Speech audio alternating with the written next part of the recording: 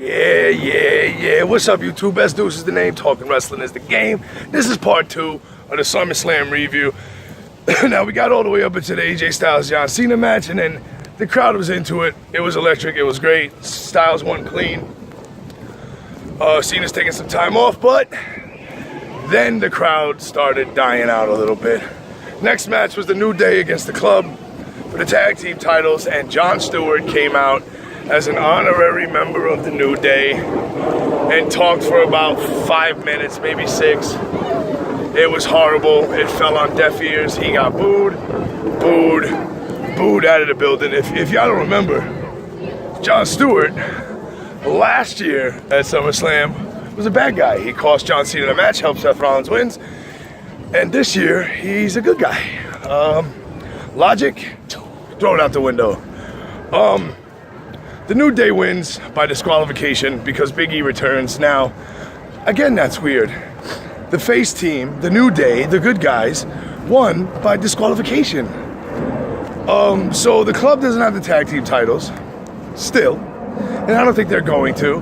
I think the New Day gets right into a feud with Jericho, and Jericho and Owens take the tag team titles from the New Day. That's what I think is going to happen. But like I said, remember now, the crowd was white hot for Styles. AJ died out over the New Day. I mean, Big E got a little pop. And then the next match was the Divas match. The 6 women Divas, the 6 women's match. The 6 woman tag match, let's say, because they don't call them Divas no more. I'm sorry, I said that. Stephanie, don't sue me. Carmella, Becky Page, Carmella, Becky Lynch, and one other fucking person against what was supposed to be Eva Marie, Natalia, and Alexa Bliss, and oh no, Naomi was the other face, I'm sorry, against Alexa Bliss, what was supposed to be Eva Marie and Natalia. Eva Marie got suspended for violating the wellness program, Adderall, and Nikki Bella comes back to a huge pop, which is another weird thing because she was supposed to be a heel, and she's getting this huge face pop. The place was going nuts for her. They come out, of course, Nikki Bella gets the 1, 2, 3. She's using the TKO as a finisher now. But damn, let's talk about for a second, just real quick, how talented is Naomi?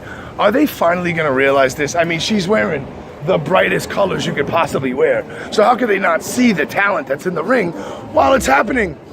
Anyway, this is when shit started to go bad because Foley and Stephanie came out and introduced the Universal title, which is all red leather, red this, red strap, red background with the W on front, the WWE symbol, and fans hated it. They were going crazy about it. They were really mad. The entrances come, you know, Seth Rollins comes out, Demon comes out, big pop, great entrance, his makeup looks sick.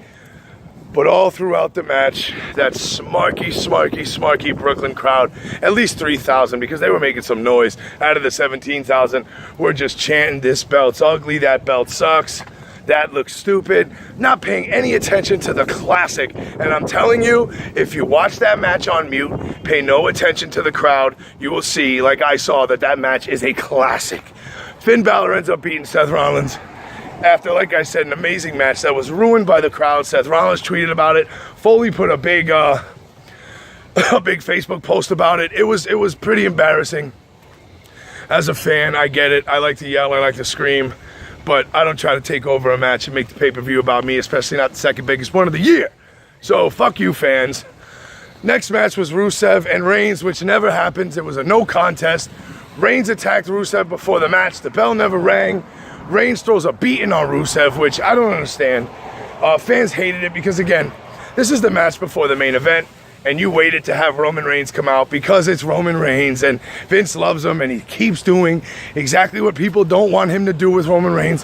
Although the spear at the end of the beatdown got a pop, it's going to get a pop because they finally nailed the spot that they missed on Raw a couple of weeks ago. Roman Reigns will never be over. I don't know if that was a heel turn. Don't think it was, because it wasn't. I'm pretty sure it wasn't. And then we had, Roman Reigns, Rusev, no contest. Well, at least Rusev didn't lose. He did get his ass kicked, but he didn't lose that title. Then the main event, Brock Lesnar and Randy Orton, and holy shitballs. So Brock Lesnar controls majority of the match. until Randy Orton hits an RKO on the table out of nowhere. Few more offensive moves for Randy Orton, and that was it. 8 German suplexes later, Brock takes off his gloves, takes off his elbow pads, gets on top of Orton, and starts mollywopping him. Just bakati, one after the other. He hit him with an elbow, Randy blocked it. He hit him with a second elbow that gave Randy a split on the top of his head that looked like the Harry Potter lightning bolt. Man, he knocked fucking Orton senseless. Blood was leaking everywhere. It was pretty intense to watch on television. But it was just, again, they called the match TKO. Brock Lesnar wins. Shane McMahon comes out to try to tend to Randy Orton. And what happens? Brock Lesnar hits Shane McMahon with an F5. So for everyone saying that that finish was a shoot, that Brock was upset, that he beat up Randy Orton on purpose, stop it. Tell your 5-year-old son like I told my 5-year-old son that. But don't believe that yourself if you're a grown man or a grown woman, or even a teenage boy for that matter. It was a work. Lesnar will be back. Shane will call on Goldberg to beat Brock Lesnar up, and it'll happen whenever it happens. The Goldberg chants were crazy last night, of course, when Lesnar kept going after Orton. But that was SummerSlam in a nutshell. The first half, even the pre-show, entertaining as all hell. Very long, yes, but after that Cena-Styles match, everything just went downhill. I don't know if the crowd was tired. I know I sure as hell was tired. Tired of the network stopping the stream. Tired of having to reboot. Tired of the freezes and the... Oh, it was just horrible. Overall, though, SummerSlam, out of 10, I got to give it a 6. Maybe even a 5.5. It was, the first half was great. The second half was horrible. Booking Roman Reigns before the main event was a dumb idea, and putting Brock Lesnar and Randy Orton on last was an even dumber idea. Balor Rollins should have went last. The way they disrespected Dean Ambrose last night, putting him on in the middle of the card like that, or the 4th or 5th match, was, again, disrespectful. Disrespect to the WWE Women's Championship.